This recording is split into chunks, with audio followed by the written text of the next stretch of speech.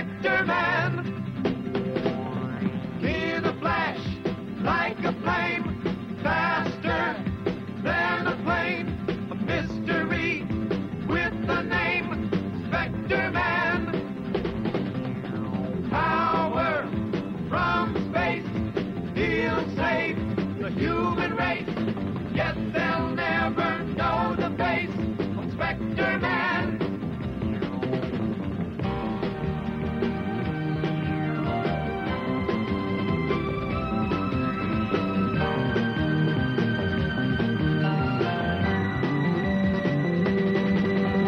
We will never know the source of his power and his force as he guides this planet's course.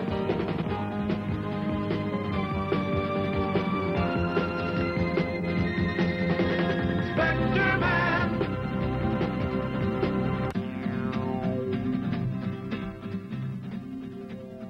Spectreman.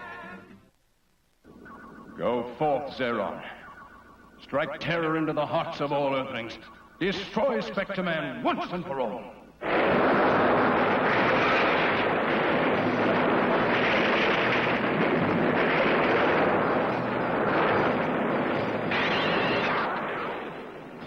Will Spectreman discover Dr. Gory's secret base in time to thwart his evil plan to gain control of the planet Earth? Will Spectreman be able to rescue Rita from the clutches of the Ape Man? And what will happen when Dr. Gory's hideous new monster, Zeron, confronts Spectreman? Watch the next exciting episode of Spectreman.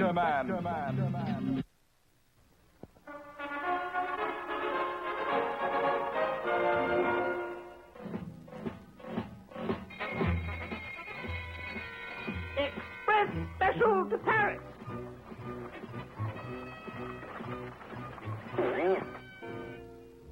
Guinevere, little queen, you're not taking that hat to Paris.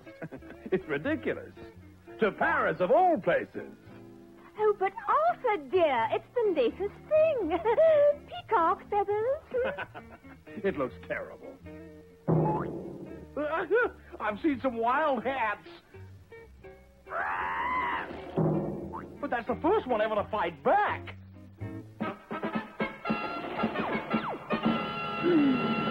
What was that? E-flat, I think.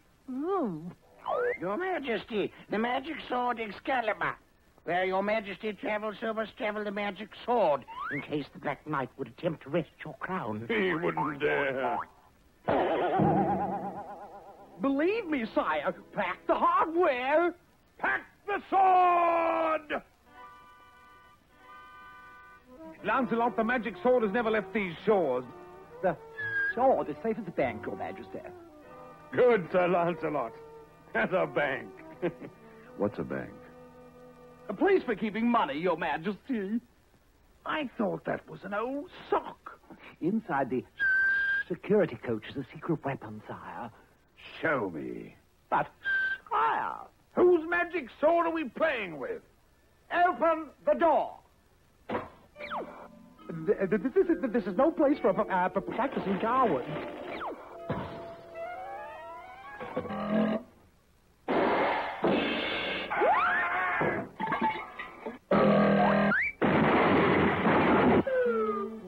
Who?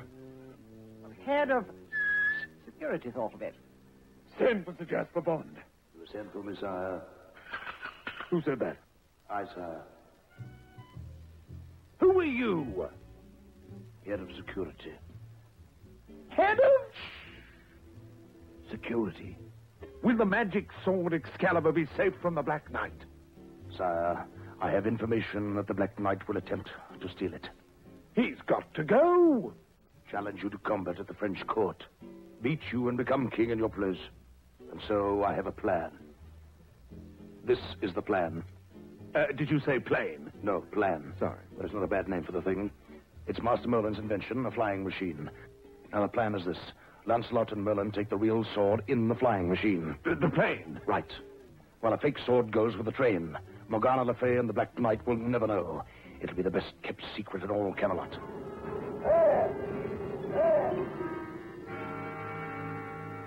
real sword is even now crossing the skies to the French court. Who told you Bond is a double agent? Right. And the Black Knight thinks the real sword is going air freight to Paris and that I am a double agent. And Arthur thinks that I think that the magic sword is back for the royal train and that Bond is a double agent. Enough! Where's the real sword? I'd better find out. Soon Arthur will be out, and I will be in as ruler of old Camelot. Is there no end to your evil? None. Now let's have a lovely battle! Haven't we met before? Air-to-air combat on an unarmed craft. Go now and return with the magic sword! Thousand guineas, but I'm sick. Take a sky sick pill. Haven't invented them yet. Haven't you got a spell? What thinkest thou I'm having? Sardines and garlic. Oh. Oh. Anyway, it is a fine night for flying. Strangle bat, but thou hast a big knightly mouth. Thou hast seen nothing yet.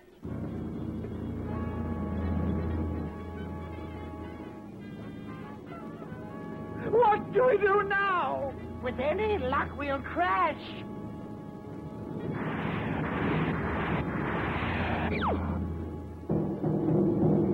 Now who has the big mouth? 3, 2, 1, Do you think they're expecting us? Tonight I have planned a special surprise in your husband's honor. I challenge King Arthur to battle. Oh, my goodness, it is a surprise. Don't wait dinner. I might miss the soup. You can't win. I've got the magic sword. I switched the sword from the plane to the train. I had it switched from the train to the plane. I thought you'd think of that, so I took it back to the train. And I thought you'd both think of that, so I had the sword sent special delivery. Whose side are you on? Depends who signs for the sword first. A special delivery of one magic sword, Excalibur. Here, boy. Here, boy. I need a signature. Do you have a pen? Oh, I must have left it in my other armor. Arthur, dear.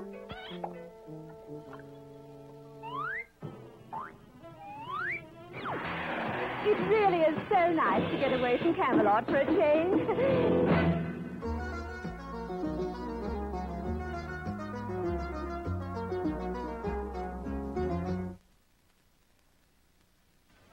Hi there. I'm Dale Robertson. Some of you may remember from the tales of Wells Fargo. Right now, I'd like to tell you a little about the picture you're going to see. Shortly after the Civil War, one of the major projects in this country was to join the East to the West with a great railroad, the greatest the world had ever known. There were many problems. The weather, the terrain, the Indians. But one of the biggest problems was a group of men who were known as land grabbers. Men who would jump out ahead of the railroad and buy up all of the land and attempt to charge the government fantastic prices for it. Such a man was Montgomery Blaine. In an effort to put a stop to this, the government sent out Senate investigators. Such a man was Senator Freeman. And many times these Senate investigators didn't return. So in order to protect them, the government put together a special team of men whose job was so secretive that even their own families didn't know what they did. And such a man was Justin Eagle, who was known as the man from Button Willow. And this is his story. I received your message, sir. It is good to see you again, Justin. And you, sir. Once more, I must warn you that the risk you take is entirely your own. We cannot acknowledge or help you in any way. I understand that. We have received word that a United States senator has been shanghaied and taken aboard one of those ships. Which one, we do not know. Once they are at sea, they plan to do away with him. It is imperative that he be rescued. Our best chance is to separate.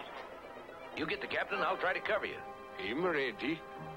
And so are they. Now get going.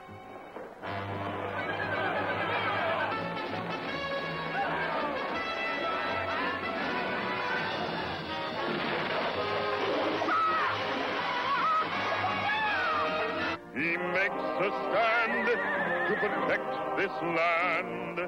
He's the man from Buttonwillow.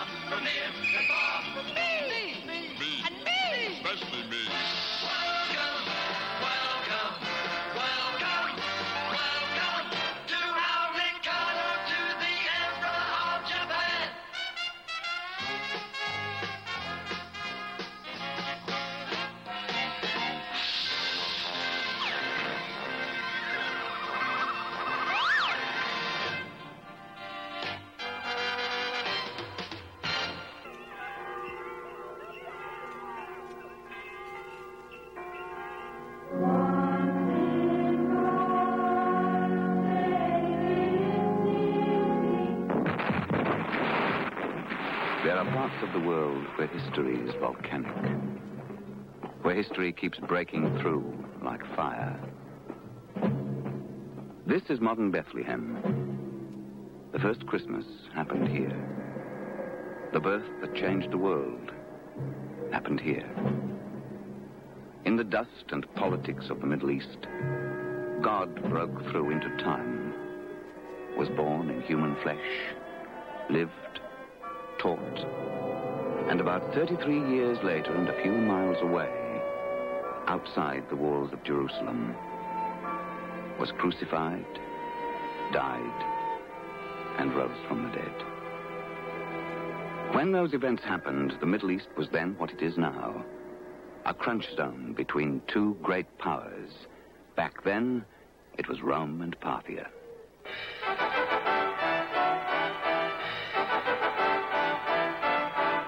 Quirinius, in giving you the governorship of Syria, we are giving you a problem. You understand that? Yes, Augustus. We have problems on the German frontier. We have not yet civilized Dalmatia.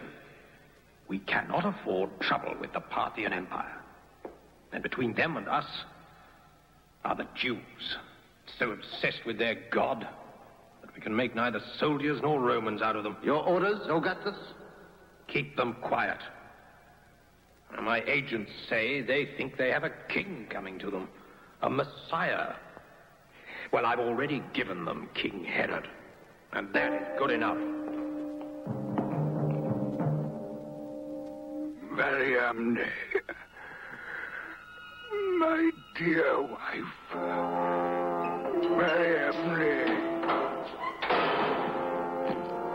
I am Mariamne. I'm your queen. I'm King Herod's wife. It's your husband's orders, man. Sir?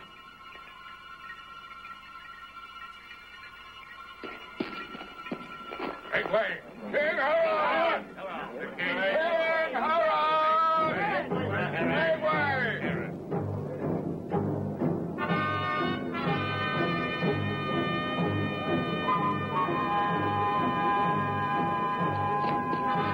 Father, King Herod! Barabbas, my son. That is not a king. That is a Roman puppet. a mongrel out of Idumea, we have a king.